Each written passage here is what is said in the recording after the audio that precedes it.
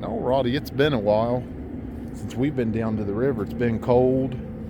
Water has been off and on a little bit higher than I'm comfortable looking in. I was hoping it would kind of flood, but it never did. It got right up about 22 feet and then started going back down. But we're back down here today. I have not been on a successful arrowhead hunt in over a month now. This is the time of year where the leaves kind of take over and make it hard to see. But we're down here seeing if we could break the streak, get us something in our hands, and when we do, we'll let you guys know. So we're going to get down the river here. Alrighty, right off the bat, we got a couple small finds. I found that piece of clay pottery there, and then we found a little piece of debitage. So got something in the pocket before we got too far. Hopefully when we get down here to our good spots, we will find something good. Alrighty, there was a bald eagle in that tree, and then it flew into that one. It's actually in the trees there somewhere behind that one. I could see it with the naked eye, but it's hard to see in this camera. Hopefully we can get close to it and get a good video of it today. Alright, one thing I do like about this time of year is there's like a little layer that gets washed out down here. And there's a lot of opportunity in this layer. You could look here as, no, it's just a flint flake. I thought it was a tip for a minute, it's too thin. But there, horde marked pottery in here everywhere. Little flint flakes everywhere. That's the rock. Where was the other? There's a nice, beautiful piece of flint right in here. I'll have to pick it back up. I lost it. But there's all kinds of stuff in here. And there's a lot of opportunity right through here for about 30, 40 feet to find an artifact laying in here. So we're going to move really slow through here and see if we can't find anything. Alright, so that little stretch of beach we walked, we found all that flint there, and then a handful of pieces of pottery shards. So at least we got a little pocket full today if we don't find anything. We still got a lot of beach to walk though, and I haven't really gotten to my better spots yet. I mean, I find stuff up through here, but I haven't really found any artifacts up through here in a long time. When I do, it's usually down this way more nowadays, and that's kind of how the river is. It'll wash a spot in and it'll be good for a while, and then 6 months later you'll have another spot that's good. So we'll walk down through here and see if we don't find anything cool. Bet that I don't scrub the daylights out of that bad boy and wear it when I get home. See, I don't know how other people feel. A lot of people don't even know how to find it. But when I find a piece of pottery the size of my palm or bigger, I get excited. And this one's cord marked. You can see all the lines. It's kind of got, I don't know if that's a chevron pattern or just a crisscross pattern. Can't really tell. You can see it a little bit better on the camera. It looks almost diamond pattern.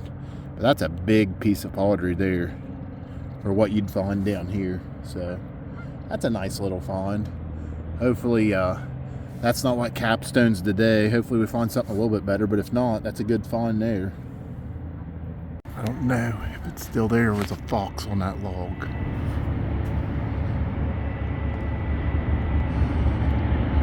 Right there it is.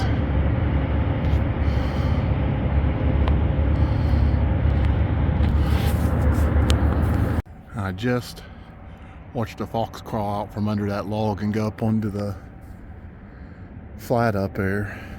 I couldn't get him on camera. Little red fox.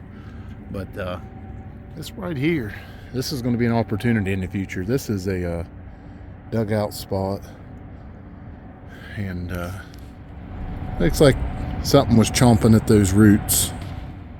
But when this gets rained on and washed out a little bit, there's going to be some opportunity to find something in here. I looked for a little bit and don't see anything, but there's opportunity in the future right there. Alright, I found a piece of flint and another piece of cord marked pottery I thought maybe they were trying to work on that edge of this rock and make a quick tool, but I'm not 100% sure. And maybe just a bigger piece of debitage. We got a pocket full of goodies. We're almost to the end of the beach. I'm hoping we could pull something off really quick, so fingers crossed. Alright, I don't know how to feel about that one. I kind of thought they were trying to work on it on that side a little bit. Real crude looking piece, but I'm just chalking it up to a piece of debitage. And I found another little piece of cord marked pottery with zigzags, so we don't have too much beach left. I'm really hoping we can pull something off through here, so I'll have to take it slow.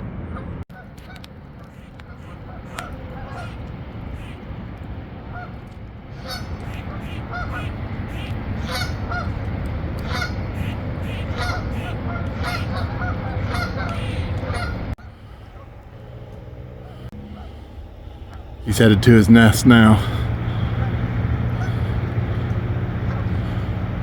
Alright, so we went past the normal stretch because I didn't find anything, and I want to try to end the video on a good note.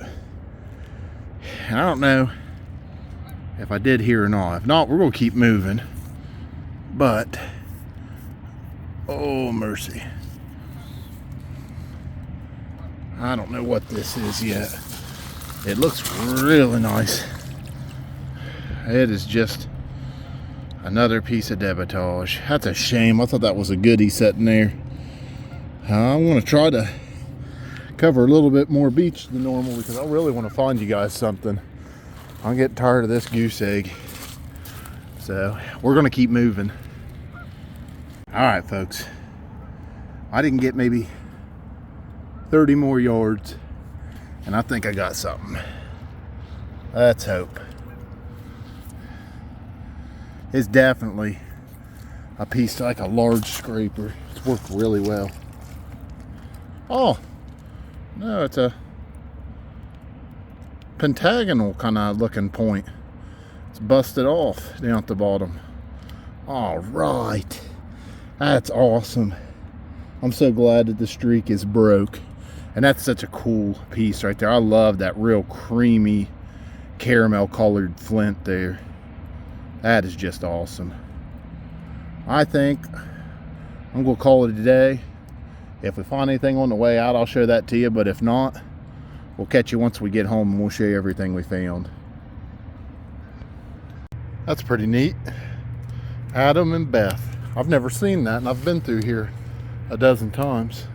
Pretty cool. All right, here's everything we found at the river tonight. Got a lot of good flint.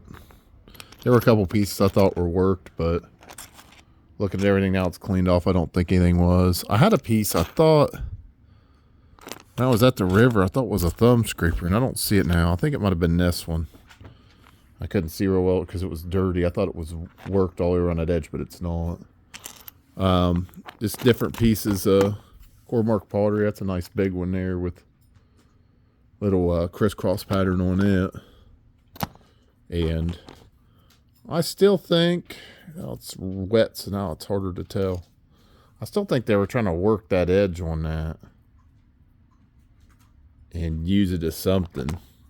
But yeah, we got that piece there. That was a really nice piece, and it would have been kind of pentagonal shaped if it was whole. And we found that a little bit farther than we normally go. I kept goose egging, and I was bound and determined to find something tonight. So we went down pretty far too, and there's a place down the river where you'll find this stuff, and that's old asbestos shingle. And I get a lot of feedback from people that aren't familiar with cord marked pottery. They'll see like this, they'll see that crisscross pattern, and they'll think that, oh, Doug's just got asbestos shingle. But I know the difference between the pottery and shingle, and you can see right there. I mean, there's a world of difference. This, you'll get a piece of pottery and you could tell it's got the bubbles baked into it on the back side. That's the inside. And then the outside, it won't always, but a lot of times it will have those etchings, which are like plant fibers wrapped into a cord and wrapped around a stick.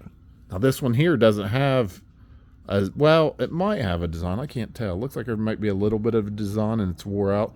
But you could see inside that little bubble there are pieces of shell and stuff. You could see down here the shell that's baked in. They would crush that shell up and temper it. And there's just a lot of different ways you could look at and tell. And it's not like they're even close. Like this stuff, all this stuff is obviously cord marked pottery, and this isn't. It just doesn't have that look on the back. I mean, if you don't know what you're looking for and you're new to it, you might have a hard time making a assumption of what that is versus what this is. But after you've been doing it for so long and you're somewhere where this pottery is so prevalent, and you know what the shell looks like, you know what the tempering looks like, and just what pieces of pottery shard in general look like, you can tell the difference pretty easy. So I hope this helps, just looking at pieces like that, seeing how uniform the lines and stuff are versus what all these different pieces of pottery look like. And I might try to make a short that has more concise information that you guys can watch and have that as some type of reference. But I've been really lucky too. I have a friend on Facebook that has spent time and messaged me and talked to me about this cord marked pottery, and it's helped me learn a lot about it. So shout out to Dave Ullman for the few times he's called me and really educated me on this stuff, because it's allowed me to find gallons of it. So I really do appreciate that. But this is everything that we found. It's a pretty good haul. Being able to find this right here breaks our dry spell, so we're pretty excited about that. I appreciate everybody watching. Have a good one.